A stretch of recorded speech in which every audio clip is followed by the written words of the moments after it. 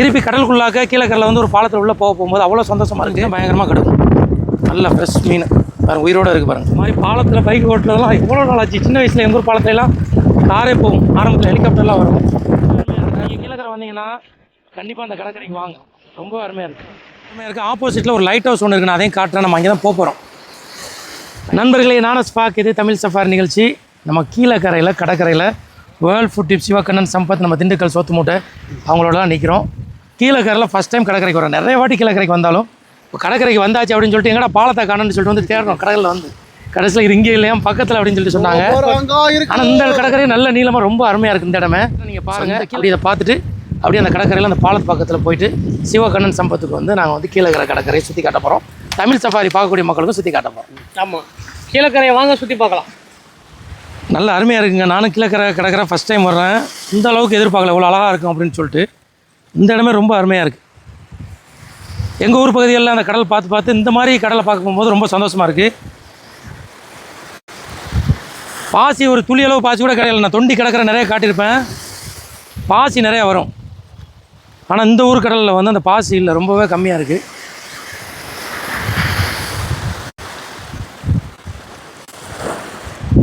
ரொம்ப அருமையாக இருக்குது. ஆப்போசிட்டில் ஒரு லைட் ஹவுஸ் ஒன்று இருக்குது, நான் அதையும் காட்டுறேன். நம்ம அங்கே தான் போகிறோம். லைட் ஹவுஸ் ஒன்று இருக்குது, நம்ம அந்த இடத்துக்கு போவோம். இப்போ நம்ம பார்த்துட்டு இருக்கக்கூடிய இந்த லைட் ஹவுஸ் வந்து கீழக்கரை லைட் ஹவுஸுங்க. இதுக்கு மேலே ஏறி போய் பார்க்கலாம். இப்போ ஃபுல் டயர்டாக இருக்கிறனால நம்ம வந்து அடுத்தடுத்த வேலை இருக்கிறனால நம்ம கிளம்புறோம்.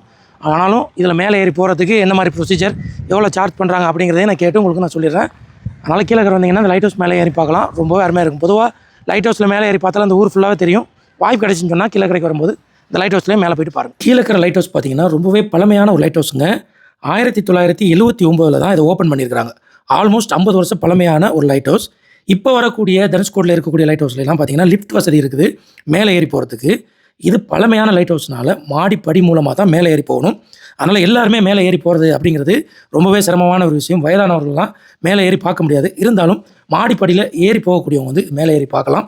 ரொம்பவே அருமையாக இருக்கும். எவ்வளோ இதில் சார்ஜ் பண்ணுறாங்க, மேலே ஏறி போகிறதுக்கு என்ன டைமிங் அப்படிங்கிற டீட்டெயிலை வந்து நான் ஃபோட்டோவில் கொடுக்குறேன், நீங்கள் பாருங்கள்.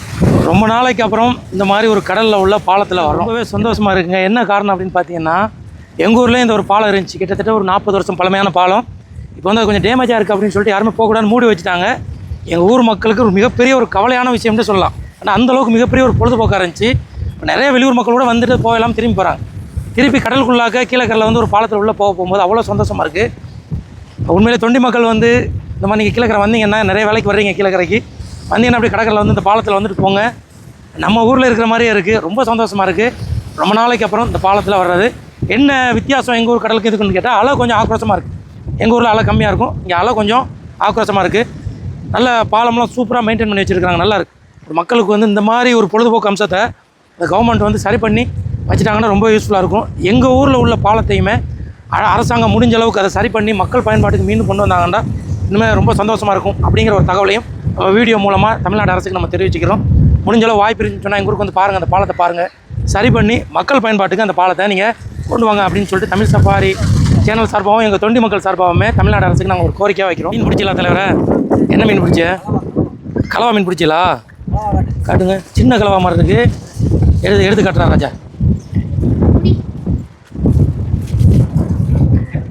ஹமூர், இந்த மீனுக்கு வந்து அரபு நாட்டில் சொல்கிறது வந்து ஹமூர். சரியான டேஸ்ட்டாக இருக்கும் இது. இந்த முள் குத்துனுச்சுன்னா பயங்கரமாக கிடக்கும். நல்ல ஃப்ரெஷ் மீன் பாருங்கள், உயிரோடு இருக்குது பாருங்கள். இது ஒரு 1/4 கிலோ தெரியுமா? 1/4 கிலோ வரும். ஒன்று தான் மாட்டேனுச்சா? வேறு கொடுவாவெலாம் மாட்டுமா அந்த இடத்துல? கொடுவா செங்கனி. வேறு என்ன மீன் ராஜா?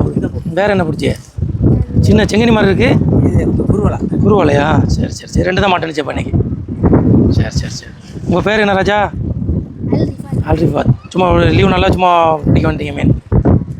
சூப்பர், வாழ்த்துக்கள். நான் அடுத்த வாட்டி பெரிய மீனாக பிடிங்க. பாலத்தில் பைக் ஓட்டுறதெல்லாம் எவ்வளோ நாள் ஆச்சு. சின்ன வயசில் எங்கள் ஊர் பாலத்திலலாம் காரே போகும், ஆரம்பத்தில் ஹெலிகாப்டர்லாம் வரும். அந்த நேரத்தில் வந்து காரே நாங்கள் கொண்டு போயிருக்கோம். இப்போ மனுஷனே போக முடியாத மாதிரி ஒரு சூழ்நிலை. பைக் ஓட்டு போகலாம்.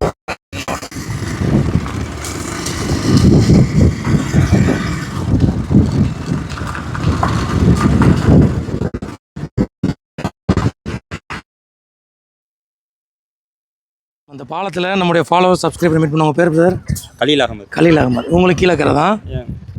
இந்த கீழக்கரை பாலத்தை பற்றி சொல்லுங்களேன். எந்த நேரத்தில் மக்கள் அதிகமாக வருவாங்க, என்ன மாதிரி போ? நான் வந்து ஆக்சுவலாக வந்து கீழக்கரை பக்கத்தில் தெற்கு தரவை. சரி. இங்கேருந்து ஒரு 10 கிலோமீட்டர். சரி. நான் வாரம் இங்கே பொழுதுபோக்காண்டி வந்துடுங்க. பொழுதுபோக்கான இந்த பாலம் தொதல் இது தொதல் அல்வா. ஆமாம், சேலக்கணி தொதல். இங்கே வர்றது வாரம் வந்து இந்த மாதிரி லீவ் நல்லா பிள்ளைங்களை இப்படி இந்த லைட் ஹவுஸ் வருவேன். லைட் ஹவுஸ் 1 லட்சம். ஒரு பேர் தம்பி, உங்கள் பேர் என்ன? ராஜா முகமது. என்ன படிக்கிறீங்க ராஜா? வாரம் கடற்கரைக்கு வந்துடுவீங்களோ?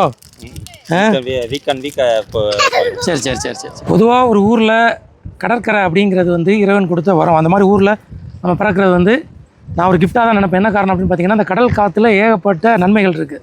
அந்த உப்பு காற்றுல வரக்கூடிய ஆக்சிஜன் உடம்புக்கு ரொம்ப ஆரோக்கியம். ஈவினிங் டயத்துலலாம் அந்த மாதிரி கடற்கரையில் வந்து நம்ம இருக்க போகும்போது உடலுக்கு ரொம்ப ஆரோக்கியமாக இருக்கும். கடற்கரையில் நம்ம பிறந்திருக்கோங்கிறது இறைவன் கொடுத்த வரம். அதில் இது மாதிரி கடலுக்குள்ளே ஒரு பாலம் மனசு அமைதியாக்கிறதுக்கு ஒரு இடம் அமைஞ்சின்னு சொன்னால் அது ரொம்ப ஒரு சந்தோஷமாக இருக்கும். கீழக்கிற மக்களுக்கு இன்றைக்கி வரைக்கும் பயன்பாட்டுக்கு இருக்குது. தொண்டி மக்களுக்கு தான் இதோட அருமை தெரியும். திருப்பி நான் சொல்கிறேன், தொண்டில் உள்ள மக்கள், பிரமுகர்கள், அரசியல்வாதிகள் எப்படியாச்சும் திருப்பி அந்த பாலத்தை பயன்பாட்டுக்கு கொண்டு வரணும் அப்படிங்கிறது தான் என்னுடைய ஆசையுமே, எங்கள் ஊர் மக்களுடைய ஆசையுமே. ரொம்ப சந்தோஷமாக இருக்குங்க. அந்த இடத்துல எனக்கு சொல்கிறதுக்கு வார்த்தை இல்லை.